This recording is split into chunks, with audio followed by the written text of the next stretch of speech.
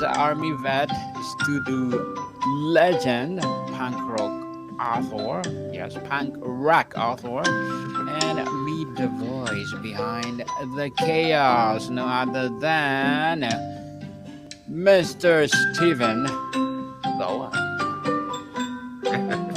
Hey, thank you for having me on. Welcome to Book 101, Mr. Steven, and can you please introduce more about yourself that I missed? Absolutely. Well, my name is Steven Boehm. Some call me Steve Skaggs, the man, the myth, the legend. Some people say I'm the most beautiful man in the world. I have a million monikers.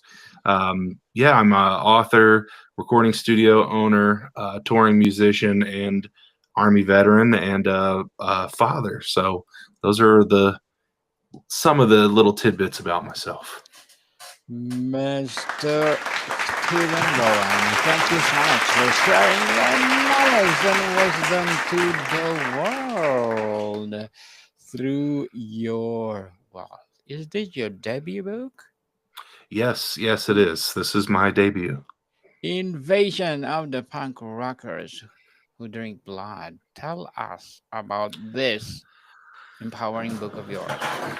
Well, this book was actually a 20-year journey for me. I started writing it 20 years ago after meeting the owner of Trauma Movies, Lloyd Kaufman. I was 15 at the time, and I was a huge fan of his movies like The Toxic Avenger um, and all those just really cheesy B horror movies. They were doing a lot of stuff in New Jersey, and it was kind of around the corner where I grew up in Philadelphia. And yeah, I when I met him, I kind of said, if I had a script, would you produce our movie? And he was just humoring us and said, yeah, sure, what's your movie called? And I said, first thing that came to my mind was Invasion of the Punk Rockers Who Drink Blood. So it was kind of a lie, but it really motivated me to go and sit down and just work on this book. And what the original concept was is nothing what it is now. Over the years, I would come back and revisit it, and I fully revamped it into like a really empowering story about youth and small town politics, and they're growing up, trying to navigate the world, and they're not just fighting monsters; they're fighting the everyday monsters. So it's something I think anybody who reads can really relate to. How do you balance the rebellious spirit of punk with the classic vampire lore? Yes. Well, the kind of the plot to it is, these punk rock kids, they're society's outcasts. So it's really easy for vampires to target them because nobody would really miss them. They're not really wanted by anybody, including their parents. They're looked at as freaks and rebellious people, and not really wanted by anybody. So the vampires just kind of work their way into it by seeing people who are easy targets. Is this a, oh yes, is this a cautionary tale about music subculture or just a bloody good time? Well, it's definitely a bloody good time. I'll say that for Bloody. sure. But I do think it's a cautionary tale in a lot of ways. It's definitely a found family novel. So it's a cautionary tale about throwing yourself into situations and really choosing who your family is. So yeah, I think it's kind of in between the two, but it's definitely a good time. I promise. Let's talk about the world building, Right. Mister. What rules govern your vampire punk's abilities and limitations? Well, they Without the they spoilers. I'll try not to spoil too much. This is the first one of a series. I'm already working on the sequel, and I know where it's going. So they are kind of finding out where the limitations go. And when this first starts happening, they're just some teenage punk rockers, and the last thing they're thinking about is vampires. Maybe the closest they get to that is listening to some horror punk bands like the Misfits or AFI or something. So they're not really thinking there's going to be a vampire invasion. So they kind of learn what the limitations are as they navigate through this bloodfest, we'll call it. But yeah, it's definitely not your traditional vampire novel where let's just say some of the things that might hurt most vampires doesn't really have any kind of effect on these ones without spoiling too much. Without spoiling too much. So, how does the turning process differ from Mohawk blockbusters versus traditional vampires? The turning process is they have a connection. It's very political in this novel where the vampires have kind of their own society, and there's older vampires who are original vampires, and then there's the turned. I call them the born and the reborn. um, so there's an interesting hierarchy between those two facets of the vampires, and they both have different views on the turning process, who should be turned, who should just be consumed, who should be wiped out. So it's some things that are just typical to the lore. I did a ton of research on different vampire lore from different cultures. And they kind of navigate that. They start off their journey basing their knowledge of vampirism off of the lore. So it's when somebody's getting turned, let's just say they have a very special connection to the one that is turning them. That might be it's kind of similar and different from most vampire lore, but we'll say it's unique. Unique indeed. So, what's the hierarchy in this undead punk scene? In the undead punk scene. So the hierarchy, the main villain of the story is an ancient vampire named Vitala, and she is kind of an outcast. She's a very very powerful vampire. That the other vampires are all kind of scared of. She is a born vampire, and she doesn't have much regard for humans or the reborn. Now, some of the stronger reborn vampires are more open to collaborating with humans, and maybe not just wasting them all for no reason. There's a little more thought than just pure bloodlust from some of the newer vampires, we'll say. So with that, Vitala has become almost a renegade figure amongst her own even born vampires who are more progressive than she is, we'll say. But yeah, it's the hierarchy play. By the end of it, everything gets shaken up, we'll say. So, let's talk about the social commentary. What Yes. social norms are your vampunk rebels actually rebelling against? Well, so it takes place in a small town in Kentucky. Um, and in that town, there's still a lot of racism and sexism. And again, small town politics where going to school and a jacket with studs and patches and a mohawk, it just doesn't make you the most acceptable human being, right?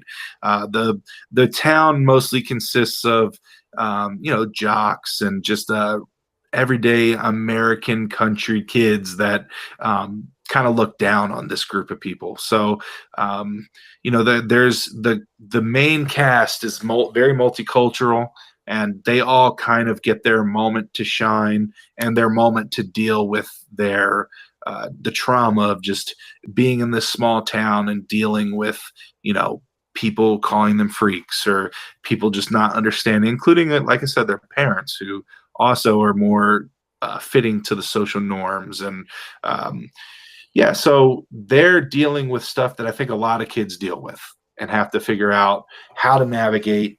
And I think in the punk rock scene, you get kind of a leg up on dealing with this stuff anyway. You get a leg up on dealing with these small town politics because it's addressed in the music.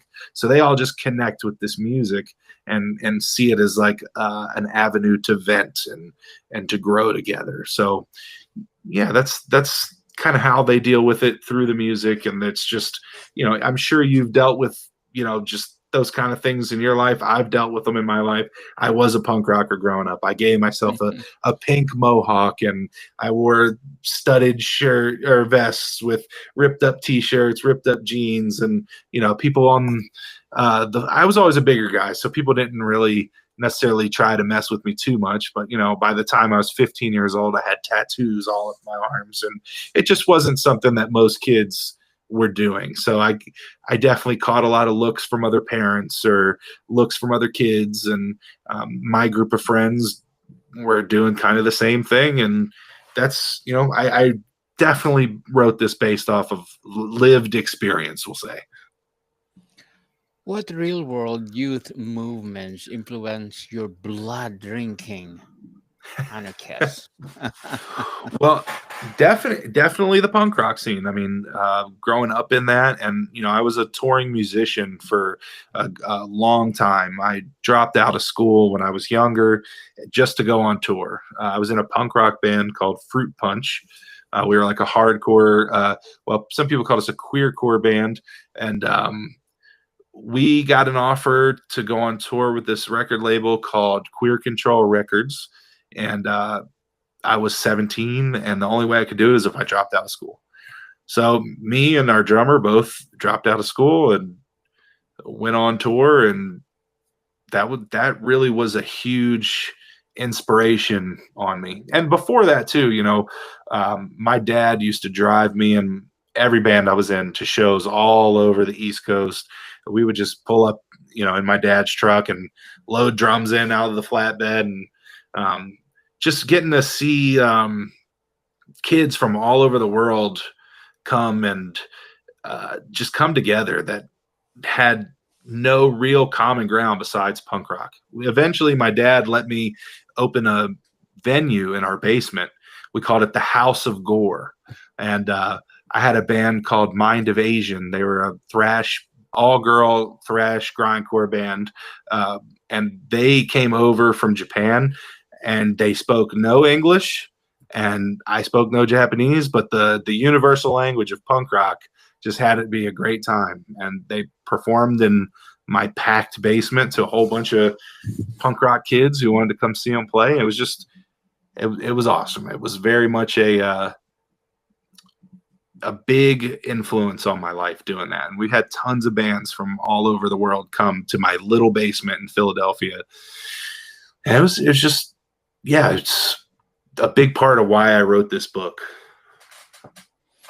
What happens when sunlight averse punks can attend daytime protest rallies?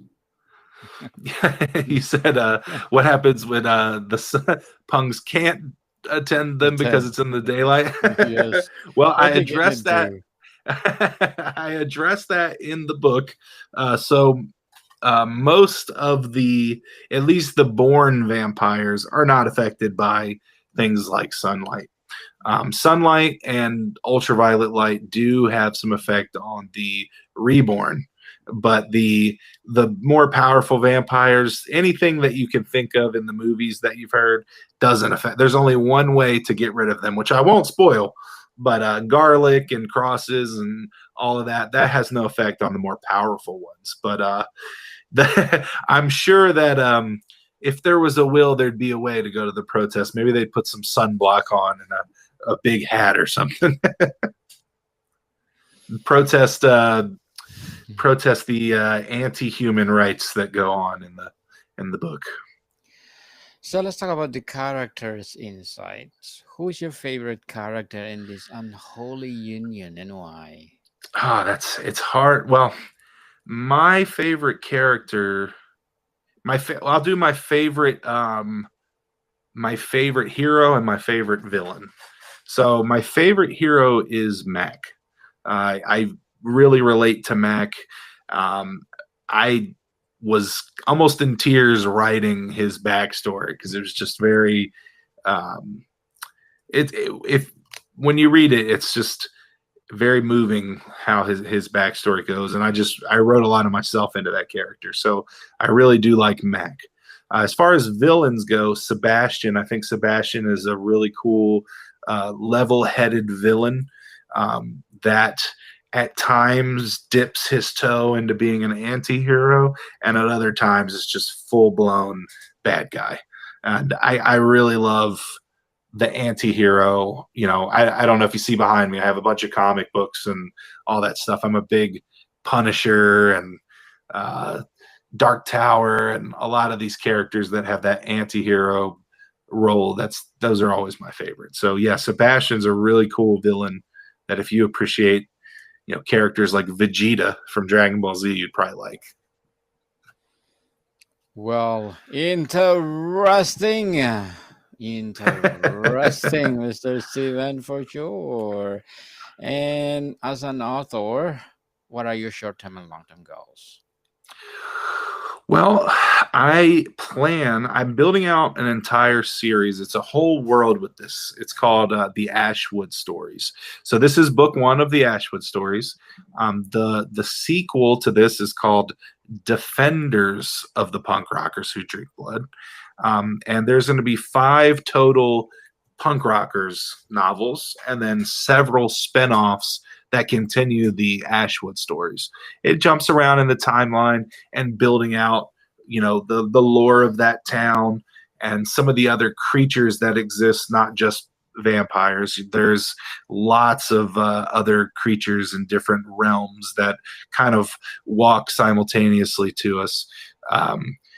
But yeah, my goal besides just writing these stories um, is definitely movie rights, TV show. I've been working with some people to try to get a screenplay developed for it and pitch it. I'm also trying to do a little music project that accompanies the book. Um, so we also have a tattoo party that's coming up. We're publishing a tattoo book. In the book itself, my one of my really good friends and tattoo artist, Greg Hess, he wrote or he did all the illustrations in the book, and throughout the chapters, there's these little tattoo flash pieces that he did. So we're going to have a hardback book that has his artwork and several other tattoo artist friends of mine that have contributed some artwork to it. And it's going to be just a really cool tattoo flash book that you can buy on Amazon. We'll be releasing that soon. And anybody who goes and gets one of these tattoos gets a free signed copy of the book. But yeah, those are a few of the things that we're putting out. And my agent right now is booking me a nice little library tour. So shout out to Chrissy Gary Boehm for getting me these gigs. Yes, indeed. And good luck to your goals. And looking Thank you, forward thank you. for more success. And what would be your piece of advice for those people out there who want to be an author like you? My biggest piece of advice is no matter how long and how frustrating it is, just get it done. Like I said in the beginning, this took me 20 years and a complete rewrite of the concepts and lots of long nights. I have 2 kids under 10. So I was working on this book from midnight when they went to bed till 4 in the morning. I'd wake back up at 7 a.m. with them to get everybody to school and then do whatever I had to do with them during the day, and then back to work on the book at night. So just it's a lot of work, but when you're struck with inspiration, write it down and just don't stop no matter what. Just keep going. Eventually, even if it's 20 years later, you'll get it out. Well, thank you for that advice, Mr. Steven. And can you please recommend a book or books that influence your journey? Absolutely. My biggest influence would be the book Salem's Lot by Stephen King. I I've never been so emotional reading a book. I was scared, I was excited, I cried. There every emotion you could think of. I had reading Salem's Lot. I actually named my recording studio after the book. It's called Marston House, which is the book in the house. So it has had such a profound inspiration on my life, and obviously I wrote a vampire book, so it's even inspired me in the genre that I chose to write in. But yeah, that I love Stephen King. I think um, most of his books are I could recommend, but Salem's Lot, if you're just getting into the genre, if you want something that isn't just scary, but it'll invoke every possible emotion you have in your body, read that. Mm. Thank you for that recommended book, Mr. Steven. And what is the most, or not the most, how do your vampire makes, well, if you compare the vampires for the 18th or 19th century, what's the big difference for the vampire for the 21st century? Well, that I address that in the book actually. The born vampires, they are these older vampires. They're the vampires of the lore that everybody's read. They're the Bram Stoker's Dracula. They're all of those. They're so the reborn though are the more progressive. They were human. Some of them were human very recently. They have feelings for humans because they were one. So the big difference that is their regard for human beings, and is there more to them than just a food source, um, or are they just a food source? So that's their big difference, is how they feel about humans, and their ability to think a little more outside of the box than some of these legendary 19th century vampires. I love watching Vampire Diaries. Is it the same excitement? Oh yeah. Oh I've yeah. I had a couple reviews that were like, I'm 39 years old and I feel like a kid reading this book. So I think anybody who reads it will definitely think it's exciting. It just Congratulations then. Congratulations. Yay! Yay. Good job. Good job, Mr. Steven. And what is the ideal reading environment for this book? I think the ideal now I'm a sensory guy, so I really like to be in an environment that leans towards what I'm doing. So if it's a spooky book, I think nothing's better than sitting in the dark under the covers just going to town, because you'll definitely get a little spooked out at times. So if you're into the sensory overload like me, I definitely recommend laying in bed and just giving it a go, because I'll guarantee you're not just going to fall asleep in the middle of it. It's going to keep you up at Yes, night. definitely. You get to hide under the covers when you get scared. So, how do you make blood drinking feel fresh in saturated vampire market? Yeah, I agree. It's definitely a very saturated market. The biggest way that I think I made it fresh is incorporating it. Well, I don't want to give away the big twist at the end, but Yes. incorporating so many real life things that don't necessarily have to do with the vampires. It just really showing like the everyday struggle of human life. A lot of these vampire novels, they come in and their life is so great and so grand, and then all of a sudden the vampires come in and turn it on their head. Here, it's, is life that great and grand, and do these vampires make it that much worse? Interesting indeed. Mr. Steven, so what's the classic punk song lyrics take on a new meaning when, well, sang by the actual monsters? the the lyrics actually there's a lot about that. The bands perform throughout the book, and at first a lot of it is kind of the typical punk rock, anti corporation, anti selling out, anti government, all of the typical things you've grown up listening to if you were a punk rock fan. And then the lyrics start to turn where you kind of see these like euphemisms for those same topics, but changing one word to be about the vampires or allude to the existence of the vampires. And again, these kids, they're punk rock kids that were cast away from society, and not everybody cares that they're disappearing, and nobody believes that there's vampires invading. So they have to be a little more subtle without looking insane in their lyrics. But you start to you start to see it throughout the book as the lyrics slowly start changing to being about these night stalkers instead of corporate shills, we'll say. Corporate shield. So, Mr. Steven, before we wrap up our discussion for today, I'm inviting you to please do listen to my other podcast, people, my other podcast, because my abstract essay is already in fifth season, abstract poetry in second season, and my book 101 review in fifth season too. Comedy 101 in second season, and my food 101 in fifth season as well. Geography 101 in fourth season, and my baby podcast Law 101 and Mental Health 101. Love letters in third season, and movie 101 review and music 101 in fourth season, and science 101 and sex 101 in its first season. Please listen to them wherever you listen your podcast.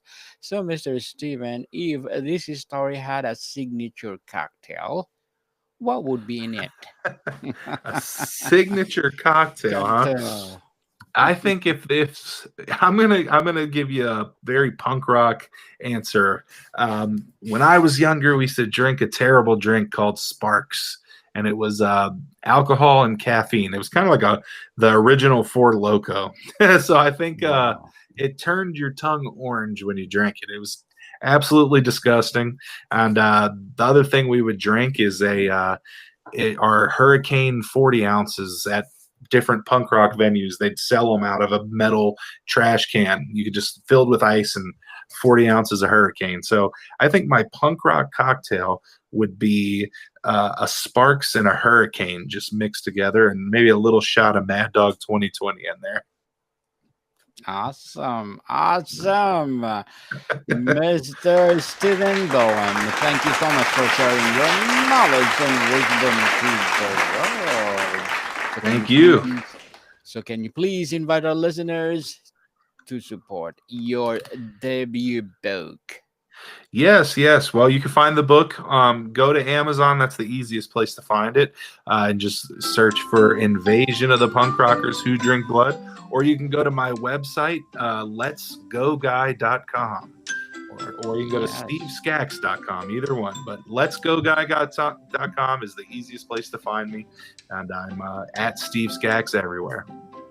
Yes, people, let's support Mr. Steven Boehm because if you support him, for sure, more and more and more empowering books like this to come. So, Mr. Steven, thank you so much for your time. Thank you. I had a great time. More to come, people. See you soon.